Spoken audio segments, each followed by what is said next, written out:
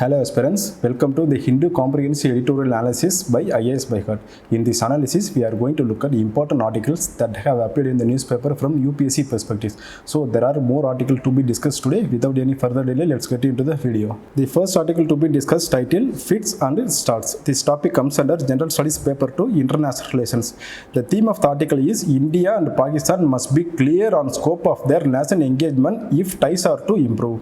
So இந்த article எதை பற்றி பேசியிருக்காங்க அப்படின்னா ரீசெண்டாக எந்த மாதிரியான பாசிட்டிவ் ஸ்டெப்ஸ் இருந்திருக்கு நம்மளோட ரிலேஷன்ஸில் இந்தியா பாகிஸ்தான் ரிலேஷனில் எந்த மாதிரியான பாசிட்டிவ் ரிலேஷன்ஸ் இருந்திருக்குது, எஸ்டாப்ளிஷ்மெண்ட்ஸ் இருந்திருக்குது, நெக்ஸ்ட்டு எந்த மாதிரியான ஏரியாஸ்லாம் ப்ராப்ளம்ஸ் கிரியேட் பண்ணுது நம்மளோட இந்தியா பாகிஸ்தான் ரிலேஷனில், அதுக்கப்புறம் எந்த மாதிரி ஒரு ஸ்டெப் ஃபார்வர்டு எடுக்கணும், சொல்யூஷன் எதாக இருக்கணும், regional peace and stability ensure பண்ணுறதுக்கு எந்த மாதிரியான ஸ்டெப்ஸ் எடுக்கணும், ஏ வேல் லுக்கிங் ஃபார்வர்டு அந்த டைப்பில் பேசியிருக்கிறாங்க.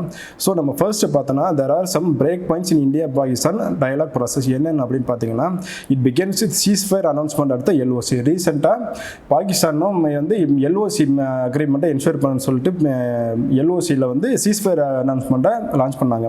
Followed by Indus water talks. So நம்ம இந்தியாவும் பாகிஸ்தானும் இண்டஸ் வாட்டர் ட்ரீட்டி வந்து 1960s வந்து சைன் பண்ணாங்க.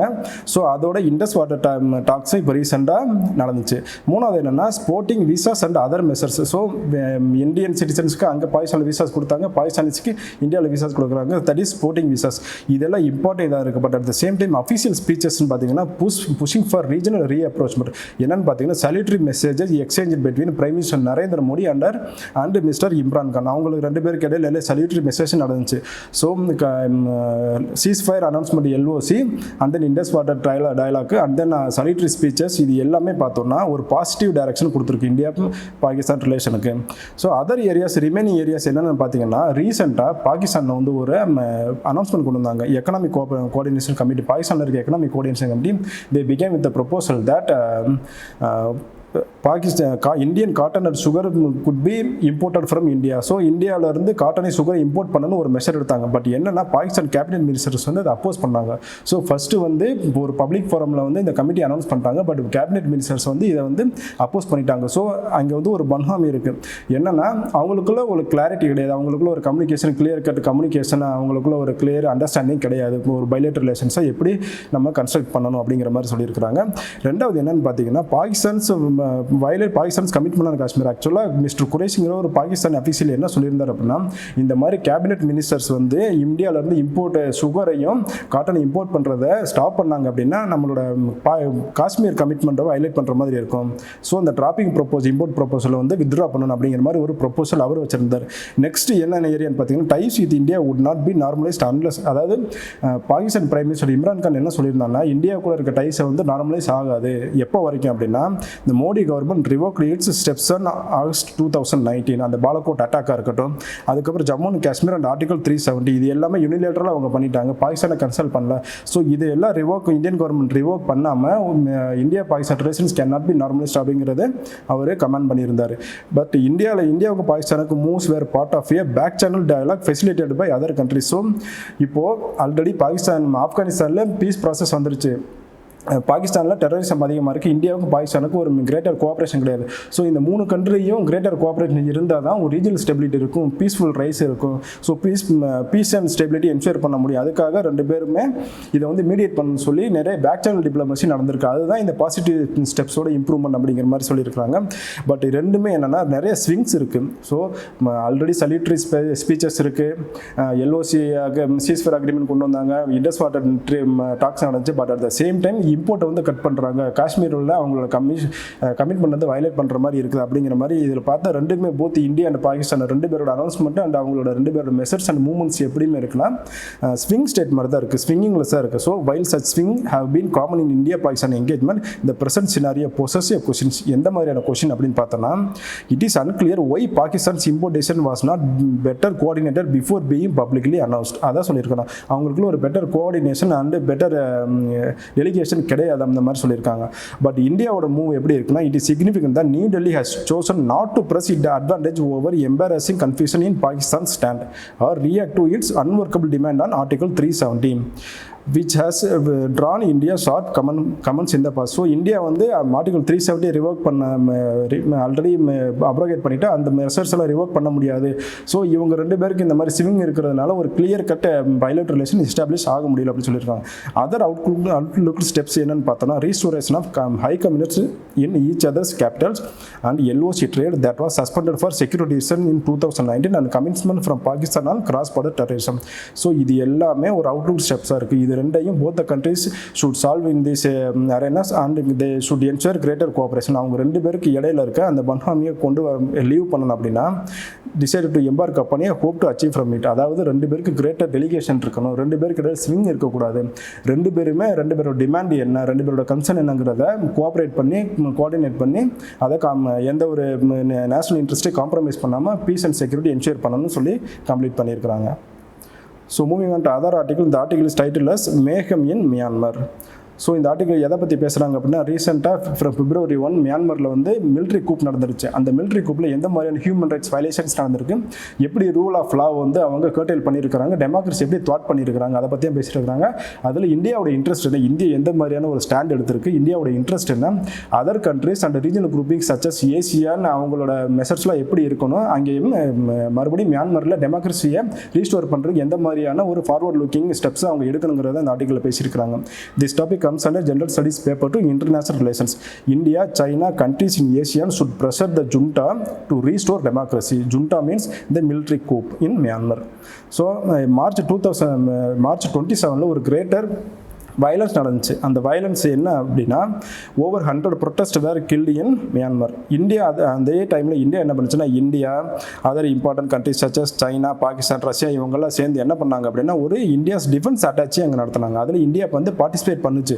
But at the same time India வந்து இந்த மாதிரி ஒரு ஹியூமன் ரைட்ஸ் வயலேஷன் நடக்கும்போது டெமோக்ரஸி தாட் பண்ணும்போது எந்த மாதிரி சொல்லியிருக்காங்கன்னா it press is deep concern and call for rule of law and democratic process to be upheld short step of directly condemning the junta's violence. So இதையெல்லாம் டைரெக்டாக சொன்னாங்க என்னென்னா ரூல் ஆஃப் லா என்ஷூர் பண்ணணும், democracy restore பண்ணணும். But என்னன்னா ஜுண்டாஸோட violence இந்த மாதிரி அவங்க ஒரு கண்டமனிங் ஜுண்டாவோட வயலன்ஸை வந்து அவங்க டைரெக்டாக அப்போஸ் பண்ணலை அந்த மாதிரி சொல்லியிருக்கிறாங்க. ஈவன் இந்த countries such as China, Pakistan, Russia கூட சேர்ந்து அவங்க மிலிட்ரி அட்டாச்சை கூட நடத்தினாங்க, டிஃபென்ஸ் அட்டாச்சை கூட நடத்தினாங்க. ஸோ இந்தியாவுக்கு இது வந்து ஒரு டபுள் ஸ்டாண்டர்டு கிரியேஷன் மாதிரி இருக்குது அந்த மாதிரி சொல்லியிருக்காங்க. Moving on to other areas என்னன்னு பார்த்தோம்னா இந்த குளோபல் வாய்ஸ் இதுக்கு முன்னாடி எந்த மாதிரியான ஒரு டிஃபரன்சஸ் இருக்குது. இதுக்கு முன்னாடி 1988 இருக்கட்டும் 2007 இருக்கட்டும் இந்த டைமில் நிறைய மிலிட்ரி கூப் வந்து மியான்மரில் நடந்திருக்கு. பட் அங்கே என்னென்னா நிறைய டிஃபரன்சஸ் இருக்குது. இப்போ நடக்கிற ப்ரொட்டஸ்ட்டுக்கும் அதுக்கு முன்னாடி அந்த ப்ரொட்டஸ்ட்டுக்கும் நிறைய டிஃபரன்ஸ் இருக்குது. இப்போ இன்டர்நேஷனல் குளோபல் வாய்ஸ் ரைஸ் ஆக ஆரம்பிச்சிருக்கு சப்போர்ட்டிங் தி ஆன்டி கூப் ப்ரொட்டஸ்ட். அதுக்கப்புறம் டிஃபென்ஸ் ப்ரொட்டஸ்ட் என்ன சொல்லியிருக்காங்கன்னா 2010 வந்து மியான்மரில் வந்து டெமோக்ரஸி ரீஸ்டோர் பண்ணாங்க. So from 2010 to 2020 last 1 decade people tasted the democracy. So even though it is not 100% democracy, they tasted the fruit of democracy under a partial military coup and Aung San Suu Kyi. So இதனால் என்ன ஆச்சுன்னா இப்போ people வந்து ரொம்ப விகரஸாக protest பண்ண ஆரம்பிச்சிட்டாங்க. அவங்க மறுபடியும் டெமோக்ரஸி ரீஸ்டோர் பண்ணணும்னு சொல்கிறாங்க. But at the same time global கன்சர்னும் நிறைய ரைஸ் ஆயிடுச்சு.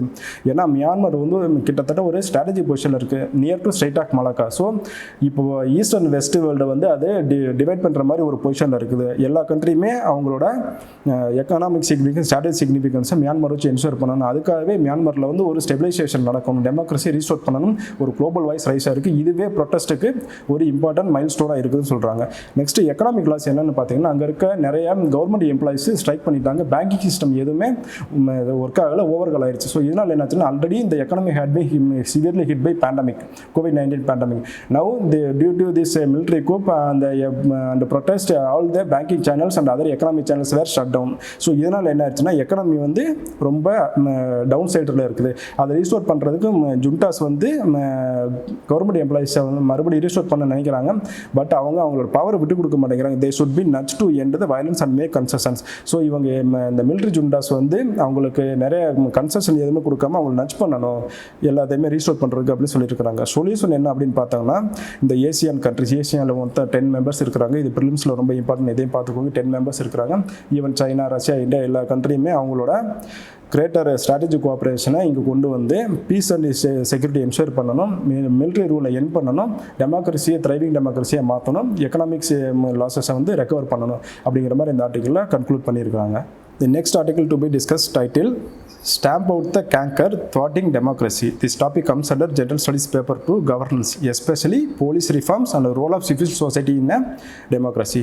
இந்த ஆர்டிக்கிளோட ஜிஸ்ட் என்ன அப்படின்னு பார்த்தோம் அப்படின்னா, ரீசெண்டாக 21st செஞ்சுரியில் எந்த மாதிரியான கிரைசிஸ் ரைஸ் ஆகிருக்கு, இந்த கிரைசிஸ்னால எப்படி வந்து நம்மளோட கவர்னன்ஸ் சிஸ்டமும் பொலிட்டிக்கல் ஸ்ட்ரக்சரும் நம்ம டெமோக்ரஸிலாம் எப்படி வீக்கன் ஆகிருக்குது, அதுக்கப்புறம் எந்த மாதிரியான ஒரு ரீசெண்ட் இன்சிடென்ட்ஸ் வந்து இந்த வந்து என்ஷூர் பண்ணும், இந்த இதை வந்து ப்ரூவ் பண்ணுது, எந்த மாதிரியான ஒரு ஸ்டெப்ஸை எடுக்கணும். ஆல்ரெடி நிறைய கமிஷன்ஸ் ஃபார்ம் பண்ணியிருக்காங்க, பட் எல்லாமே வந்து பேஸ்லெஸ் யூஸ்லெஸ்ஸாக தான் இருந்திருக்குது. ஸோ இதை தாண்டி எப்படி சிவில் சொசைட்டி குரூப்ஸை உள்ளே கொண்டு வந்து நம்மளோட பெட்டர் டெமோக்ரஸி அண்ட் கவர்னன்ஸ் ஸ்ட்ரக்சரை என்ஷூர் பண்ணணும் அப்படிங்கிறத தான் இந்த ஆர்டிக்கிளில் ஆத்தர் பேசியிருக்கிறாங்க. ஸோ ஃபஸ்ட்டு எதை பற்றி பேசியிருக்கிறாங்கன்னா 2007-8 நடந்த எக்கனாமிக் கிரைசிஸை பற்றி பேசியிருக்கிறாங்க. ஸோ 2007-8 நடந்த எக்கனாமிக் கிரைசிஸாக இருக்கட்டும், இப்போ ரீசெண்டாக பார்த்தோம் அப்படின்னா COVID-19 பேண்டமிக். இந்த ரீசெண்டாக நடந்த COVID-19 பேண்டமிக்னால எக்கனாமி மட்டும் டெவாஸ்டேட் ஆகலை, நம்மளோட எல்லாமே என்ன மாதிரியான ஒரு ஃபோஸ்டரிங் இருக்குன்னா கிரைசிஸ் மென்டாலிட்டி. ஈவன் நம்ம பொலிட்டிக்கல் சென்ஸ்லேயே இருக்கட்டும், எக்கனாமிக் சென்ஸில் இருக்கட்டும், COVID-19 வந்து நம்ம எல்லாத்துலேயுமே ஒரு கிரைசிஸ் மென்டாலிட்டியை எடுத்துக்கிற முடியும் அந்த மாதிரி சொல்லியிருக்கிறாங்க.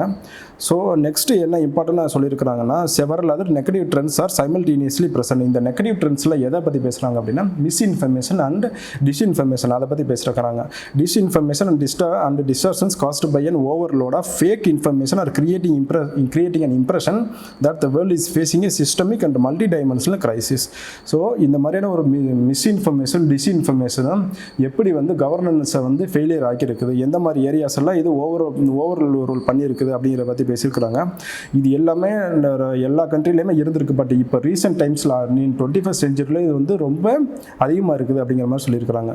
ஹவு மீன்ஸ் இப்போது இந்த மாதிரி ஒரு இம்பார்ட்டண்டான டிஸ்இன்ஃபர்மேஷன் மிஸ்இன்ஃபர்மேஷனுங்கிற மாதிரி ஒரு க்ரைட்டீரியாவை எடுத்து எந்த மாதிரி அதை மிஸ்யூட்டிலைஸ் பண்ணுறாங்க அப்படிங்கிற பற்றி சொல்லியிருக்காங்க. Finding an optimal combination of authoritarian populist and democratic trends to ensure material wellbeing of the majority and achieving economic development is however not easy. So இது எல்லாம் எப்படி ஓவர் கம் பண்ணி இந்த அத்தாரிட்டேரியன் பாப்புலிஸ்ட் அண்ட் டெமோக்ராட்டிக் ட்ரெண்ட்ஸை மூணே combine பண்ணி ஒரு system create பண்ணணும். பட் அப்படி சிஸ்டம் கிரியேட் பண்ணுறது it it's not easy task, it will be a herculean task அப்படின்ற மாதிரி சொல்லியிருக்கலாம். அதாவது இந்த மூணை சேர்த்து வச்ச காம்பினேஷன் எப்படி ஒரு கன்சர்னை கொண்டு வரும் அப்படின்னா, இது வந்து அதர் ஆலிகார்கிக்கு ஸ்டெப் ஃபார்வர்டாக இருக்கும், ஒருவேளை இருந்துருமோ அப்படிங்கிற மாதிரி சொல்லுங்க. Under the garb of defending the democracy and democratical values அப்படி சொல்லியிருக்கிறாங்க. ஸோ இந்த creation of new elites professionally seeking to defend democracy. So இந்த மாதிரியான ஒரு ப்ராப்ளம் இருக்கிறப்போ ஆல்ரெடி நிறைய எக்கனாமிக் கிரைசிஸ் வந்துருச்சு, ஹெல்த் கிரைசிஸ் வந்துருச்சு, பொலிட்டிக்கல் கிரைசிஸ் வந்துருச்சு. அதுக்கப்புறம் நிறைய டிஸ்இன்ஃபர்மேஷன் மிஸ்இன்ஃபர்மேஷன் வந்து கவர்னன்ஸை வந்து காம்ப்ரமைஸ் பண்ணியிருக்கு. பட் இது எல்லாத்தையும் வச்சு இந்த மூணு காம்போனண்ட்டையும் வச்சு authoritarian populist and democratic trends இது மூணே கம்பைன் பண்ணி ஒரு சிஸ்டம் நம்ம கிரியேட் பண்ணுறது கஷ்டம். அப்படி கிரியேட் பண்ணாலும் எந்த மாதிரியான ஒரு ரெஜிம் சேஞ்ச் நடக்கும், அந்த ரெஜிம் சேஞ்ச் எப்படி வந்து ஒரு மறுபடியும் ஏகன் கன்சர்னை கிரியேட் பண்ணணும், அந்த சைக்கிளிக்கல் இதுக்குள்ளே நம்ம இருக்காமல் எப்படி வந்து அதர் மெஷர்ஸை கொண்டு வந்து சிவில் சொசைட்டி உள்ளே கொண்டு வந்து இது எல்லாத்தையும் ரெக்கவர் பண்ணணுங்கிறதா சொல்லியிருக்கிறாங்க. இதுக்கு நெக்ஸ்ட் என்ன சொல்லியிருக்காங்கன்னா, fair polls and under threat. இப்போ ரீசெண்டாக பார்த்தா இதுக்கு முன்னாடியாக இருக்கட்டும், even parliament deliberation discussion will be in most national interesting sense. At the same time இப்போ ரீசெண்டாக பார்த்தோம்னா எலெக்ஷன் கேம்பெயினிங்காக இருக்கட்டும், பார்லிமெண்ட் டிபேட்டாக இருக்கட்டும், எல்லாத்துலையும் பார்த்தோம்னா பர்சனல் அட்டாக்ஸ் இருக்கும். அதான் என்ன சொல்கிறது, அவங்கள எலெக்ஷனியரிங் இன்க்ரீஸ்லி தெம்செல்ஸ் டு அபியூஸ். இப்போது எந்த ஒரு இம்பார்ட்டன்ட் இஷ்யூஸையோ பாலிசி இனிஷியேட்டிவ்ஸையோ அவங்க எலெக்ஷனரி கேம்பெயினில் பேசுறது கிடையாது, பர்சனல் அட்டாக்ஸ் நடக்குது. ஒரு political party other political party வந்து அபியூஸாக பண்ணுறாங்க. ஸோ இதனால் என்ன ஆச்சுன்னா ஃபேர் அண்ட் போல்ஸே ரொம்ப த்ரெட்டாக இருக்குது. எலெக்ஷனிங் கேம்பெயினிங்காக இருக்கட்டும், அதர் பொலிட்டிக்கல் பார்ட்டிஸ் எல்லாமே பர்சனல் அட்டாக்ஸ் இருக்குது. இது எல்லாமே என்ன சொல்கிறது, டெமோக்ரஸிக்கே ஒரு இம்பிடிமெண்ட்டாக தான் இருக்குது அப்படின்னு சொல்லியிருக்கேன். இந்த மாதிரி ஒரு ட்ரெண்டும் ரொம்ப ஆபத்தானது அந்த மாதிரி சொல்லியிருக்கிறாங்க. இதுக்கு ரீசெண்டாக எந்த மாதிரி கவர்னன்ஸ் ஸ்ட்ரக்சர் வந்து நமக்கு கொலாப்ஸ் ஆகிருக்கு அப்படின்னா, ஆல்ரெடி பாலிடிக்ஸில் இந்த மாதிரியான ப்ராப்ளம்ஸ் இருக்குது. சிட்டிசன்ஷிப் சைட்லேருந்து மிஸ்இன்ஃபர்மேஷன் டிஸ்இன்ஃபர்மேஷன் இருக்குது, எக்கனாமிக் சைட்லேருந்து கோவிட் பேண்டமிக் இருக்குது. ஸோ இது எல்லாத்தையும் கவர் பண்ணுறப்ப டோட்டலாக ஈவன் பொலிட்டிக்கலாக இருக்கட்டும், எக்கனாமிக்கலாக இருக்கட்டும், சோசியலாக இருக்கட்டும், இந்த ஆல் தி த்ரீ அரேனாஸ்லையுமே ஒரு கிரேட்டர் நல்ல காம்பினேஷன் கிடையாது. அதுக்கு எந்த மாதிரியான ஸ்டெப்ஸ் எடுக்கணும்னு சொல்லியிருக்காங்க. பட் இது எல்லாத்தையும் எந்த ஒரு இன்சிடென்ட் ப்ரூவ் பண்ணியிருக்காங்க. ரீசெண்டாக மும்பையில் நடந்த இன்சிடென்ட். ஸோ நம்ம எல்லாருக்குமே தெரியும், இந்தியாஸ் ரிச்சஸ்ட் பிஸ்னஸ் மேனுக்கு வீட்டுக்கு முன்னாடி ஒரு காரில் ஜெலட்டின் ஸ்டிக்ஸ் இருந்துச்சு without any striking mechanism. But என்னாச்சுன்னா இதில் அந்த local area assistant police inspector வந்து எல்லாத்தையுமே எப்படி பெர்சோனிஃபைஸ் பண்ணுறாருன்னா சிஸ்டம் வந்து ராங்காக இருக்குது அப்படிங்கிற மாதிரி டேரெக்டாக ஒரு அலிகேஷன் வைக்கிறார். பட் என்னென்னா நிறைய போலீஸ் ஃபோர்ஸஸ்குள்ளே கரப்ஷன் இருக்குது. ஸோ நம்ம என்ன தான் நிறைய ஸ்டெப்ஸ் எடுத்து நமக்கு தேவையான எல்லாத்தையும் கொண்டு வந்தாலும் ஈவன் நம்ம ஜைனீஸ் பிலாசபர்ஸோட இதை கூட இந்த அலெக்சாண்டர் தி கிரேட் இன்சிடென்ட்டில் பேசியிருக்கிறோம். என்ன தான் கரப்ஷன் மெஷர்ஸ் கொண்டு வந்து இல்லை பொலிட்டிஷியன்ஸாக இருக்கட்டும் எல்லாருமே அவங்களுக்கு தேவையானதை இந்த ரொம்ப கரப்ஷன் மெத்தட்குள்ளே கொண்டு வந்தாலும் கடைசியில் ஈவன் இஃப் தே டெட் அவங்களுக்கு லேண்டில் அவங்களோட பாடியை பரி பண்ணுறதுக்கு மட்டும்தான் இடம் இருக்கும். மற்ற எதையுமே அவங்க எடுத்துகிட்டு போகிறது கிடையாது. அந்த மாதிரி ஜைனீஸ் ஃபிலாசபியும் பேசியிருக்கிறாங்க. ஸோ இந்த மாதிரி இம்பார்ட்டன்ட் ப்ராப்ளத்தெல்லாம் இந்த சிஸ்டம்குள்ளே வச்சுக்கிட்டு அவங்க டேரெக்டாக போலீஸ் ஃபோர்ஸஸ்குள்ளே வச்சுக்கிட்டு ஈவன் ஒவ்வொரு ஸ்டேக் ஹோல்டர்ஸும் இந்த மாதிரி ப்ராப்ளம்ஸ் வச்சுக்கிட்டு டேரெக்டாக கொண்டு போய் சிஸ்டம் நம்ம குறை சொல்ல முடியாதுங்கிற மாதிரி சொல்லியிருக்கிறாங்க. ஸோ எந்த மாதிரி ஒரு மெஷர்ஸ் எடுக்கணும், நம்ம ஆல்ரெடி பேசின மாதிரி தான். ஸோ நிறைய கமிட்டிஸ் அண்ட் கமிஷன்ஸ் வந்திருக்கு.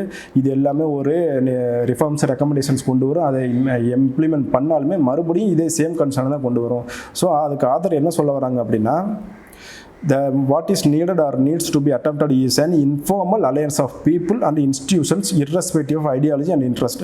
ஸோ எந்த ஒரு ஐடியாலஜி இன்ட்ரெஸ்ட்டையும் பேஸ் பண்ணாமல் சிட்டிசன்ஷிப்க்கும் இன்ஸ்டியூஷனுக்கும் ஒரு இன்ஃபார்மல் ரிலேஷன்ஷிப்பை கிரியேட் பண்ணணும். அந்த மாதிரி ஒரு இன்ஃபார்மல் ரிலேஷன்ஷிப் கிரியேட் பண்ணால் தான் ட்ரஸ்ட் பில்ட் ஆகும். ட்ரஸ்ட் பில்ட் ஆனால் தான் எந்த ஒரு டெமோக்ரஸி ஓவர்ஹாலும் எக்கனாமிக் ஓவர்ஹாலும் இல்லாமல் எல்லாரோட கோஆபரேஷன்லையும் நம்ம கிரேட்டர் வேல்யூஸை அட்டைன் பண்ண முடியும் அப்படின்னு சொல்லியிருக்காரு. which should come together to coalition Indian mighty stream of public spirited action and activity. So creating such a movement and sustainability will be not easy, but if the system is to be saved, there is a need to consider such alternatives அப்படி சொல்லி other இதை conclude பண்ணியிருக்கிறாங்க.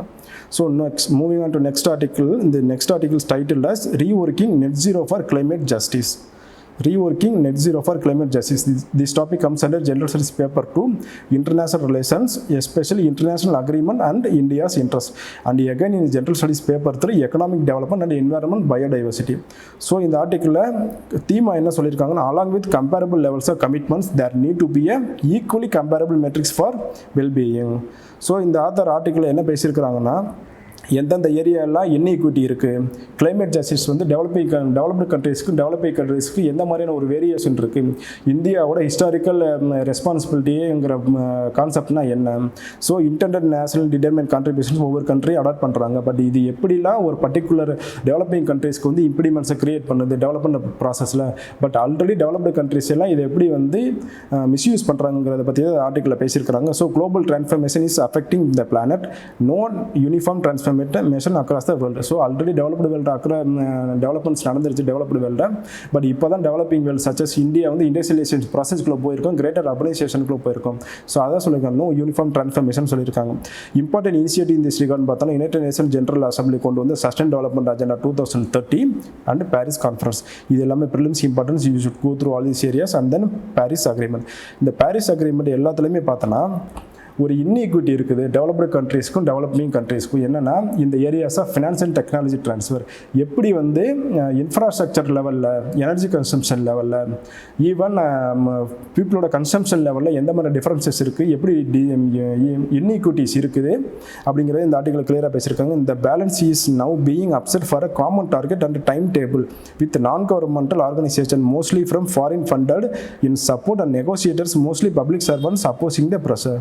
So Paris அக்ரிமெண்ட்டில் என்ன நிறைய measures கொண்டு வந்தாங்க. என்னென்னா ஃபினான்ஸ் அண்ட் டெக்னாலஜி ட்ரான்ஸ்ஃபர் இருக்கணும். பர் ஆனம் வந்து 100 பில்லியன் வந்து டெவலப்டு கண்ட்ரிஸ் வந்து டெவலப்பிங் கண்ட்ரிஸ் கொடுக்கணும். ஸோ நிறைய க்ரீன் டெக்னாலஜிஸை வந்து டெவலப்டு வேர்ல்ட்ஸ்லேருந்து டெவலப்பிங் கண்ட்ரிஸ்க்கு வந்து ட்ரான்ஸ்ஃபர் பண்ணணும். இந்த மாதிரி நிறைய மெஷர்ஸ் இருந்துச்சு. பட் ரீசெண்டாக நடந்த மீட்டில் இது எல்லாத்தையுமே இந்த ஈக்விட்டி எல்லாத்தையுமே அவங்க வயலேட் பண்ணுற மாதிரி மெஷர்ஸ் கொண்டு வராங்க அப்படின்னு சொல்லியிருக்கிறாங்க. ஸோ மூவிங் என்னென்னு பார்த்தோன்னா, ஆனுவல் எமிஷன்ஸ் பார்த்தோன்னா இந்தியா வந்து 4th largest emission. But comparing with other countries in per capita consumption பார்த்தோன்னா இந்தியா வந்து மியர் 3%, யூஎஸில் வந்து 26%, சைனா வந்து 13%. ஸோ எந்த மாதிரியான ஒரு கிரேட்டர் இன்இக்விட்டி இருக்குன்னு பாருங்கள். யூஎஸில் வந்து 26%, சைனாவில் வந்து 13%, பட் இந்தியாவில் வந்து 3% தான். ஆனால் ஆனுவல் எமிஷனில் வந்து இந்தியா வந்து 4th பிளேஸில் இருக்குது. பட் டெவலப்டு கண்ட்ரிஸ் எல்லாருமே இதை தான் மார்க் பண்ணுறாங்க. India is in the 4th place of emission. But what our concern is by per capita we are emitting only 3% of the global emission அப்படின்னு நம்மளோட கமிட்மெண்ட்டாக சொல்கிறோம். Next, according to United Nations while richest 1%. இப்போ United Nations ஒரு report release பண்ணாங்க. என்னன்னா richest of 1% of the global population வந்து nearly half of the எமிஷனை வந்து பாட்டம் ஏரியாவில் இருக்க 50% ஆஃப் பீப்புள் எவ்வளோ எமிட் பண்ணுறாங்களோ அதே அளவு எமிஷனை வந்து ரிச்சஸ்ட் 1% பண்ணுறாங்க. ஸோ இதேவும் ஒரு கிரேட்டர் இன்இக்வாலிட்டி தான் அப்படி சொல்லியிருக்காங்க. நெக்ஸ்ட் என்னென்னு பார்த்தோன்னா long term goals without strategy to achieve them with record to finance and technology. இது எல்லாமே ப்ராப்ளம் தான். ஆல்ரெடி அவங்கள்ட்ட டெவலப்டு கண்ட்ரீஸில் ஃபினான்ஸ் இருக்குது, டெக்னாலஜி இருக்குது. பட் டெவலப்டு கண்ட்ரீஸுக்கு அதை ட்ரான்ஸ்ஃபர் பண்ண மாட்டேங்கிறாங்க. இது வந்து ஒரு இம்ப்ளிமெண்ட் தான் சொல்லியிருக்காங்க. தேர்ட் இம்ப்ளிமெண்ட் என்னென்னு பார்த்தோன்னா modern on which global policy recommendations for developing, அந்த மாதிரி ஏரியாவும் பேசியிருக்கிறாங்க. ஸோ எந்த மாதிரியான ஒரு டெவலப்மெண்டல் பேச கொண்டு வரணும். ஆல்ரெடி டெவலப்டு கண்ட்ரிஸ் எப்படி வந்து இதை எல்லாத்தையும் ஓவர் கம் பண்ணிட்டாங்க, டெவலப்பிங் கண்ட்ரிஸ் எப்படி ஸ்ட்ரகிள் பண்ணுறாங்க, த்ரூ திஸ் கிளைமேட் டீல் மறுபடியும் எப்படி அவங்கள ஓவர் டார்கெட் பண்ணுறாங்கிறத சொல்லியிருக்கிறாங்க. ஸோ ரோல் ஆஃப் இன்ஃப்ராஸ்ட்ரக்சர் ஒவ்வொரு ஏரியாவும் பேசியிருக்கிறாங்க. ரோல் ஆஃப் இன்ஃப்ராஸ்ட்ரக்சர் என்ன, ஈவன் டெமோக்ரஃபியை பேசியிருக்கிறாங்க. ஹைலைட்டட் ஏரியா எல்லாத்தையும் பார்த்துக்கோங்க. எல்லாமே ஈஸி லாங்குவேஜில் தான் இருக்குது. ஸோ நெட் ஜீரோங்கிறது ஒரு டெர்மினாலஜி, ஒரு வேகாக தான் இருக்குது. அது வந்து நிறைய கண்ட்ரிஸோட current framework fails to recognise that more than of of global community emissions are from infrastructure essential for urban wellbeing. So already developed countries எல்லாம் அர்பன் இதுக்கு போயிட்டாங்க. இந்தியா மாதிரியான டெவலப்பிங் கண்ட்ரிஸ் இப்போ தான் அர்பனைசேஷன் ப்ராசஸில் இருக்குது. ஈவன் பை 2050 வந்து India வந்து கோலை தான் யூட்டிலைஸ் பண்ண போகுது. பட் என்ன சொல்கிறாங்க அப்படின்னா க்ரீனர் டெக்னாலஜி அடாப்ட் பண்ணணும். Developing countries should adopt greener technology to attain the net zero எமிஷன்ஸுங்கிறத டெவலப்டு கண்ட்ரிஸ் வந்து டெவலப்பிங் கண்ட்ரிஸ் மேலே திணிக்கிறாங்க. ஸோ எனர்ஜி செக்யூரிட்டி இல்லாமல் இப்போ ரெனியூவல் எனர்ஜி போகிறதுக்கு டெக்னாலஜி இல்லை, ஃபண்டும் கிடையாது, ஃபினான்ஸும் கிடையாது. ஸோ இது வந்து டெவலப்மெண்ட்டை வந்து கட் பண்ணணும் அப்படிங்கிற மாதிரி சொல்லியிருக்கிறாங்க. ஸோ நெக்ஸ்ட் என்னென்னு பார்த்தோம்னா கன்சப்ஷன். இது இப்போ மீட் லெவலில் என்ன சொல்கிறாங்கன்னா பை அன் ஆவரேஜ் இந்தியாவில் வந்து by annually 4 kgs of meat is consumed by a person. But in terms of European Union it is 28%. In terms of US that is more in terms of European Union 68%, 68 kg. In terms of US, this is double than European Union, and 1/4 of the meat is wasted. So இது எல்லாத்தையுமே பார்த்தோன்னா எந்த மாதிரி ஒரு even food habit, diet and consumption பேட்டர்லையும் differentiation கொண்டு வர்றாங்க. But developed countries இந்த ரெஸ்பான்சிபிலிட்டி எதையுமே எடுத்துக்கிற கிடையாது. எல்லாமே டெவலப்பிங் கண்ட்ரிஸ் தான் பண்ணணும்னு சொல்லியிருக்கிறாங்கிறத சொல்லியிருக்காங்க. நியூ ஃப்ரேம் ஒர்க் என்ன பண்ணணும்னு சொல்லியிருக்காங்கன்னா global goal shaping national strategy requires new understanding. எந்த மாதிரியான அண்டர்ஸ்டாண்டிங் இருக்கணும் அப்படின்னா India must highlight and unique national circumstances with respect to food, energy and transportation system. So இந்தியாவில் வந்து கிரேட்டர் எலக்ட்ரிக் வெஹிக்கிள் அடாப்ட் பண்ணணும். நம்ம பை 2022 நிறையா 50% ஆஃப் த வெஹிக்கிள் வந்து எலக்ட்ரிக் வெஹிக்கிள் இருக்குன்னு நம்ம மூவ் பண்ணிட்டு இருக்கிறோம். பட் இது எல்லாத்துக்குமே நம்மக்கிட்ட பேட்டரி டெக்னாலஜி கிடையாது. But at the same time we are importing raw materials. இது எல்லாமே நம்ம இண்டஸ்ட்ரியலைசேஷனுக்கு வந்து அஃபெக்ட் பண்ணுற மாதிரி தான் இருக்குது. So what should be done is greater finance and technology transfer for developing countries. Only then the net zero import can be achieved by the year 2050. அந்த மாதிரி ஒரு இம்பார்ட்டன்ட் கான்செப்டை தான் இதில் பேசியிருக்கிறாங்க. எல்லாமே ஹைலைட்டட் ஏரியா பார்த்துக்கோங்க. ரொம்ப important for not only for our GS paper but also for SA. The next article to be discuss title the start of a more authoritarian era. The theme of the article is the new electoral procedure herald the end of democracy in Hong Kong that was never truly democratic. So this topic comes under General Studies paper 2 Governance and International relations. So இந்த article எதை பற்றி பேசியிருக்கிறாங்கன்னா recent நமக்கே தெரியும் அந்த பேசிக் லா ஹாங்காங்கோட பேசிக் லாவில் நிறைய changes கொண்டு வந்தாங்க Chinese government, Beijing government வந்து மெயின்லேண்ட் சைனா. ஸோ அதில் எந்த மாதிரியான ப்ராப்ளம்ஸ் இருக்குது, இது எப்படியெல்லாம் டெமோக்ரஸியை ஓவர்ஹால் பண்ண போகுது, எப்படி வந்து சிட்டிசன்ஷிப்போட கிரேட்டர் பார்ட்டிசிபேஷனை வந்து இது ஸ்டாப் பண்ண போகுதுங்கிறத பற்றி தான் பேசியிருக்கிறாங்க. So first if you look at this issue, China changes in rules relating to vetting candidates and oppositioning legislative seats. இப்போ பார்த்தோன்னா ஓட்டிங் இதில் பார்த்தோன்னா ஆல்ரெடி நம்ம ப்ரீவியஸ் வீடியோஸில் பார்த்துருக்கோம் லெஜிஸ்லேட்டிவ் கவுன்சில் தட் லெஸ்கோவில் வந்து பார்த்தோன்னா 70 சீட்ஸ் இருந்துச்சு. But at the same time அந்த 70 seats they increased to 90 seats. But previously in 70 seats 35 seats were with Hong Kong people and 35 seats with mainland China. So in that 35 seats also reduced to 20. But even though the total number of seats has been increased to 90%. So voting ரைட்ஸை யாரெல்லாம் vote பண்ண முடியும்? So already ஹாங்காங்கில் பார்த்தோன்னா இந்த டெமோக்ரஸியில் வந்து voting group வந்து ரொம்ப லிமிட்டடாக தான் இருந்தாங்க. ஸோ அதை தான் இவங்க வந்து ஆல்ரெடி இந்த தீம் ஆஃப் த ஆர்டிகிள் கூட என்ன சொல்லியிருக்காங்க, இட் வாஸ் நெவர்லி டெமோக்ராட் சொல்லியிருக்காங்க.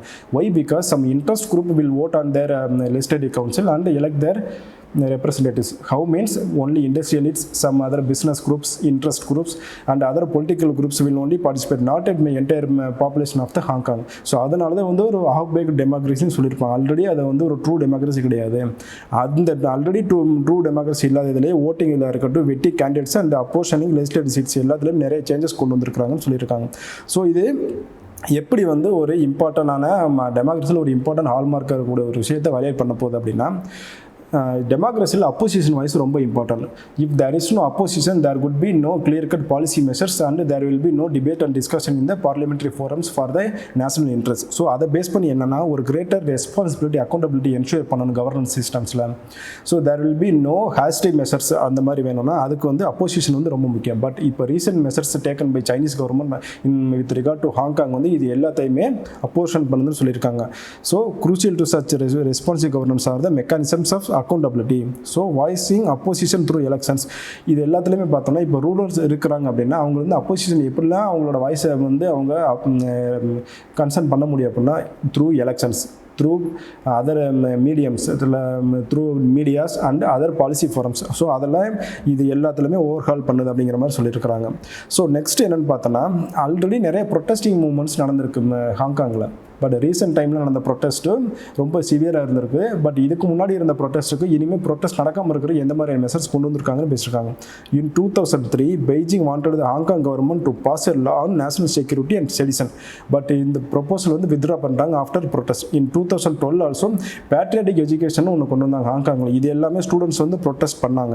ஸோ இப்போ 2003 இருக்கட்டும் 2012 இருக்கட்டும் அது எல்லாத்துலேயுமே பார்த்தோன்னா ஒரு அப்போசிஷனுக்கு ஒரு இம்பார்ட்டன்ட் வாய்ஸ் இருந்துச்சு. பட் இப்போ ரீசெண்டாக எடுத்திருக்க சேஞ்சஸ் எல்லாமே இந்த அப்போசிஷன் வாய்ஸை வந்து ரெக்ரெஸ் பண்ணுது அந்த மாதிரி சொல்லியிருக்காங்க. So there is less political space now for creation of movements like those of 2003 and 2012. So opposition வாய்ஸையும் ஸ்டாப் பண்ணுறாங்க. Democracy already half baked democracy இருந்ததையும் ஃபுல்லாக தாட் பண்ணுறாங்க அந்த மாதிரி சொல்லியிருக்கிறாங்க. ஸோ 1997 தான் நம்ம ஆல்ரெடி நம்ம ப்ரீவியஸ் டிஸ்கஷனில் பார்த்தோம். 1997 தான் பிரிட்டிஷ் கவர்மெண்ட் வந்து ஹாங்காங்கை வந்து சைனீஸ்க்கு ஹேண்ட் ஓவர் பண்ணாங்க. ஸோ அந்த அதில் வந்து ஒரு பேசிக் லா எனாக்ட் பண்ணாங்க. அந்த பேசிக் லா வந்து தான் ஸ்பெஷல் அட்மினிஸ்ட்ரேட்டிவ் ரீஜன் கொடுத்துச்சு.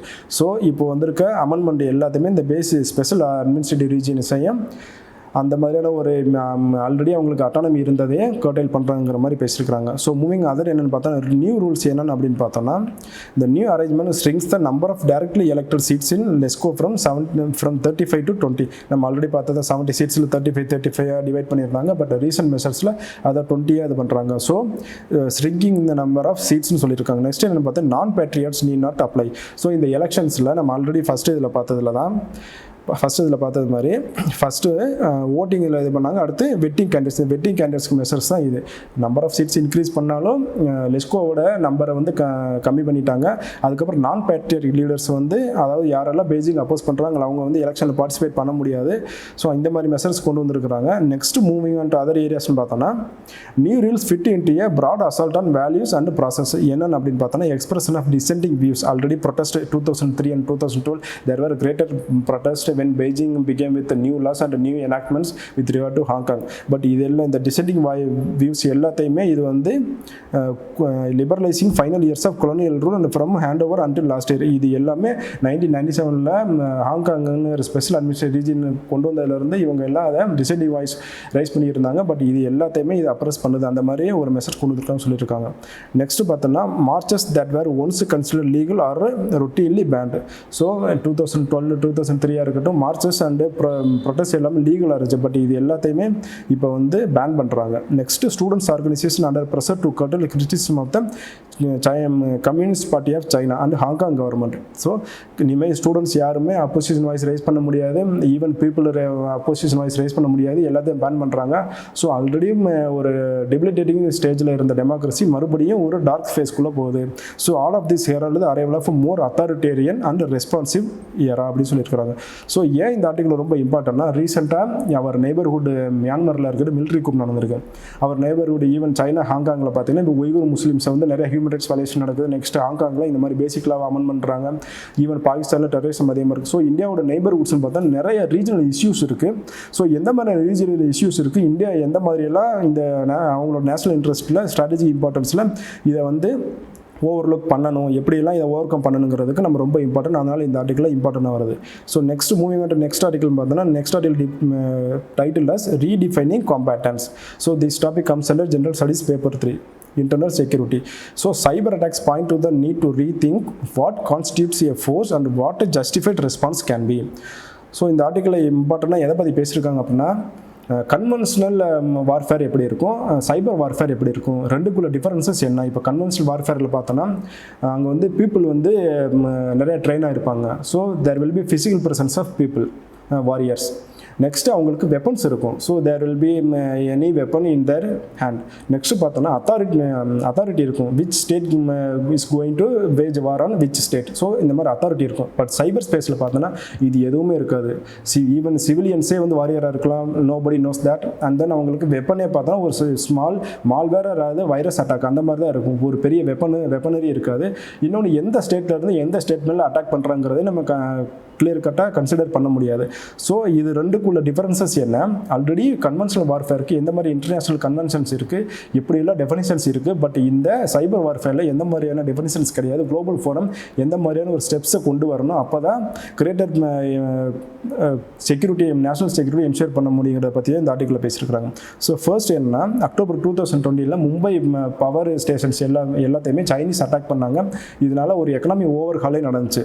ஸோ அந்த இதை இன்சிடென்ட் வச்சு தான் ஸ்டார்ட் பண்ணியிருக்கிறாங்க. ஸோ சேஞ்சிங் டெஃபினிஷன் எந்த மாதிரின்னு பார்த்தோன்னா இந்த universally accepted Lieber code of 1863 defence combatant who is combatant how he will react on what authority அதை தான் பேசியிருக்கிறாங்க இந்த லிபர் கோட் ஆஃப் 1863. நெக்ஸ்ட் என்ன பார்த்தோன்னா இந்த 1899 hack convention brings in further clarity of what constitutes a regular force. But இது எல்லாத்தையுமே இந்த சைபர் வார்ஃபேர் வந்து அப்போல் பண்ணலை. அவங்க வந்து ஒரு டிஃப்ரெண்ட் ஃபோரமாக இருக்கிறாங்கன்னு சொல்லியிருக்காங்க. ஃபர்ஸ்ட் என்னன்னு பார்த்தோன்னா the force should be commanded by a person responsible for his subordinates. Other physical person and there will be authority. Second, it must have a distinct emblem recognizable at a distance. Yes, only then anybody can know that this state is going to attack on that state. Adha solirukkranga. Third, it must carry arms openly. So arms avanga vechirupanga. And last, it must conduct operations in accordance with laws and customs of war. So already நிறைய international customs and laws இருக்கு. அதை எல்லாத்தையுமே அவங்க follow பண்ணணும்னு சொல்லியிருக்கிறாங்க. But இது எல்லாத்தையுமே சைபர் attack வந்து எப்படி எந்த மாதிரியான ஒரு ஓப்பன் இதுவுமே இல்லாமல் எப்படி நடக்குங்கிறத கிளியர் சொல்லியிருக்கிறாங்க. A competent thus needs to be redefine due to 3 reasons. என்னென்னு பார்த்தோன்னா ஃபர்ஸ்ட் ரீசன்னா a cyber army need not be uninformed need not be uniformed but may consist of civilians. Even cyber வார்ஃபேரில் வந்து சிவிலியன்ஸே வந்து வாரியராக இருக்க முடியும். அவங்க வந்து யூனிஃபார்ம் போட்டிருக்கணும்னு அவசியம் இல்லைன்னு சொல்லியிருக்காங்க. Second, cyber warriors do not carry arms openly. அவங்களுக்கு நம்ம ஆல்ரெடி சொன்ன மாதிரி தான் அவங்களுக்கு ஒரு சின்ன கம்ப்யூட்டர் இருந்தால் போது வெப்பன் எதுவுமே தேவை கிடையாது. தேர்ட் என்ன அப்படின்னு பார்த்தோம்னாக்கா அவங்க வந்து எப்படிலாம் பிளாக்மெயில் பண்ணுவாங்கன்னா அந்த ஒரு மால்வேரை வச்சு மணிக்கு இதாக இருக்கலாம், பிளாக்மெயில் பண்ணுறதா இருக்கலாம், அது சம் அதர் ஃபன்னுக்காக கூட இருக்கலாம். பட் இது எல்லாத்தையுமே ஹேக் கன்வென்ஷனில் எந்த ஒரு இதையும் மீட் பண்ணலை. ஸோ ஹேக் கன்வென்ஷனை எப்படி அமெண்ட் பண்ணணும், எந்த மாதிரியான இம்பார்ட்டன்ட் ப்ரொவிஷன்ஸை உள்ளே கொண்டு வரணும் தான் சொல்லியிருக்கிறாங்க. First is would the nation இந்த மாதிரியான ஒரு மெஷர்ஸ் கொண்டு வந்தால் எந்த மாதிரியான ப்ராப்ளம்ஸ் இருக்கும், கன்சர்ன்ஸ் எப்படி ரைஸ் ஆகும், அதை எப்படி ஓவர் கம் பண்ணுங்கிறத பேசியிருக்கலாம். ஈவன் இப்போ பார்த்தோன்னா ஆஃப்டர் பாலகோட் அட்டாக் இந்தியா அப்போ உள்ளது principle of self defence. So cyber warfare self டிஃபென்ஸ்னு வர்றப்போ ஒரு கண்ட்ரி வந்து செல்ஃப் டிஃபென்ஸ்க்காக இன்னொரு கண்ட்ரி அட்டாக் பண்ணிச்சுன்னா அந்த கண்ட்ரி வந்து ரியாக்ட் பண்ணணும். இந்த மாதிரி ஒரு கிளியர் கட் டெஃபினிஷனும் இம்பார்ட்டன்ட் ப்ரொவிஷன்ஸ் எதுவுமே குளோபல் அரேனால கிடையாது. அதை என்ஷூர் பண்ண சொல்லியிருக்காங்க. First, would the nation employing civilians in computer network attacks not be in violation of the laws of war. And second one is, if these people are considered as combatants, would the target country have the right to respond self defense. So இந்த எல்லாத்தையுமே எப்படி பேசுறாங்க, Indian கான்டெக்ஸ்ட்லாம் பேசியிருக்கிறாங்க. Why? Because in 2021 UN area ஃபார்முலாவில் வந்து India வந்து இதை கிரேட்டராக நிறைய விஷயங்கள் சொல்லியிருந்தாங்க. ஸோ ஒரு ப்ரீ எம்டி ஸ்ட்ரைக் நடத்தணும், பாலகோட் அட்டாக்ல ஒரு ப்ரீ எம்டி ஸ்ட்ரைக் நடத்தணும். எல்லா இன்டர்நேஷனல் ஃபோரம்ஸ் எல்லாம் நீங்கள் வார் கன்வென்ஷன் வயலேட் பண்ணீங்கன்னு கொஸ்டின் பண்ணப்போ இந்தியா வந்து செல்ஃப் டிஃபென்ஸ்க்காக இதை பண்ணணும்னு சொல்லி ஒரு இம்பார்ட்டன்ட் ஆர்குமெண்ட்டை முன்னாடி வச்சாங்க.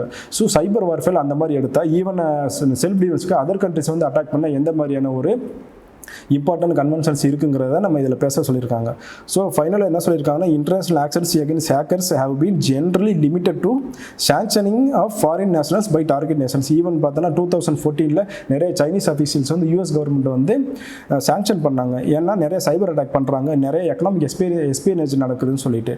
ஸோ அந்த மாதிரி ஒரு ஃபார் கம்ப்யூட்டர் ஹேக்கிங் எக்கனாமிக் எஸ்பியனேஜனுக்காக நிறைய சாங்ஷன் மட்டும் தான் நடக்குது. பட் ஓவராலாக ஹோலிஸ்டிக் அப்ரோச் லெவலில் அவங்கள வந்து கன்சர்ன் பண்ணுறதுக்கு இம்பார்ட்டன்ட் எதுவுமே கிடையாதுன்னு சொல்லியிருக்காங்க. So India seems to have made its intention clear at the United Nations meeting, but it is a game that two can play if not regulated globally.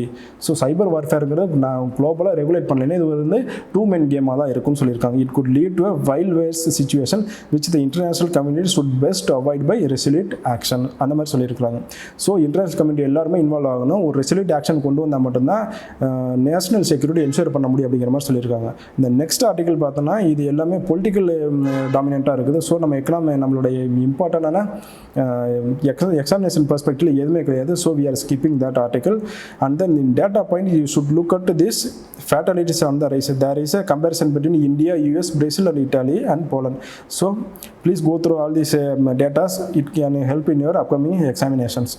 This is all for today's discussion. Stay tuned for the upcoming videos. Thank you.